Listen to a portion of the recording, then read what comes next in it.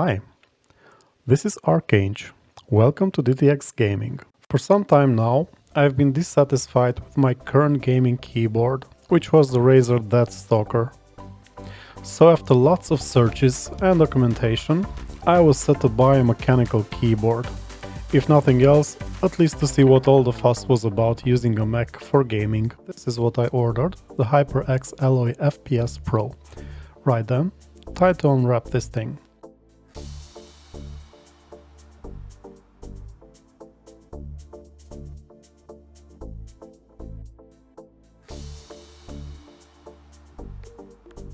Let's give the keys a short listen, shall we?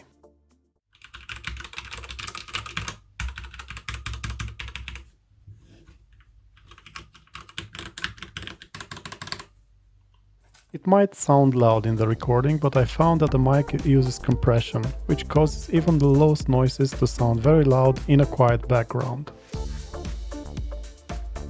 It comes with some marketing and a short manual in English, but honestly, who has time for that?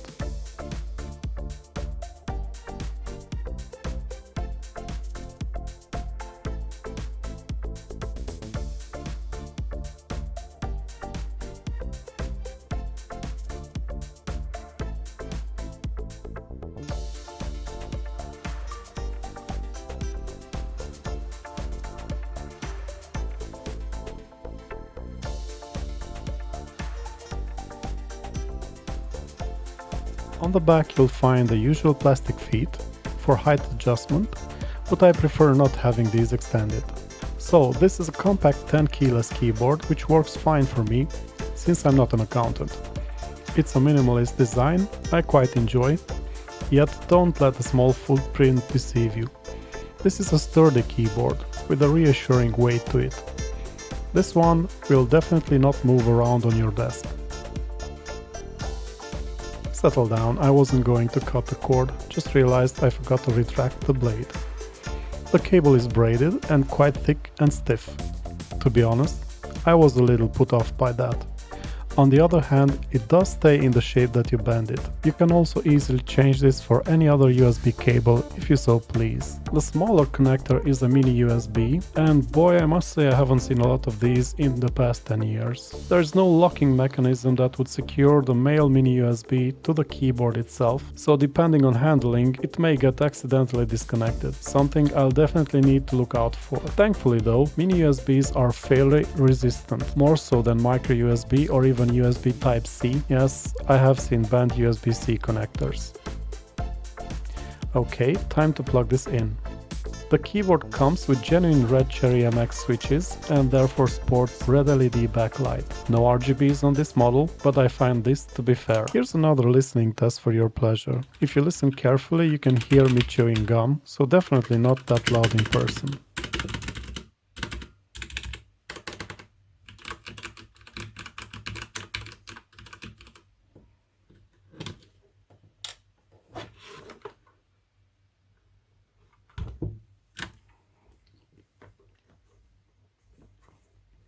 The keys feel light to the touch and have quite a long travel. After using low-profile chiclet keyboards for so long, this is something I need to adjust to. This feeling is further accentuated by the floating keys design.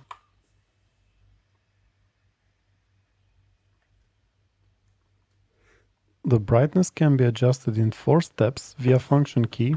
No need to install any software. There are function keys for media playback, as well as volume, mute, plus gaming mode, which disables the Windows keys.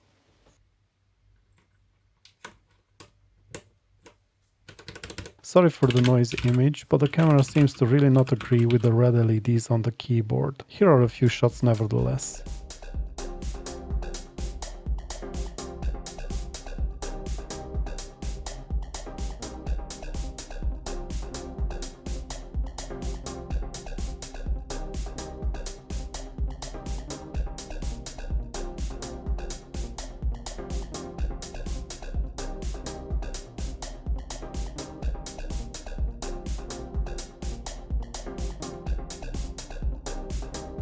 Time to replace the old Razer keyboard inside the cupboard, inside my battle station.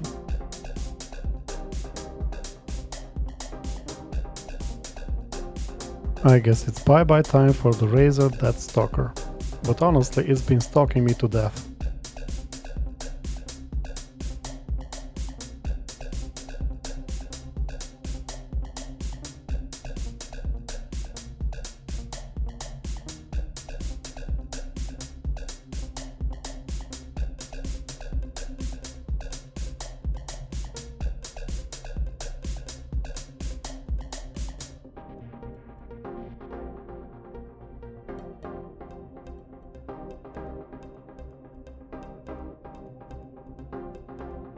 Thanks for watching. If you like this content, please hit the like button and subscribe with notifications on. If you hated the video, feel free to dislike and share your feedback with me. It's always welcome. See you next time. So now you know where I came from. See you on the battlefield.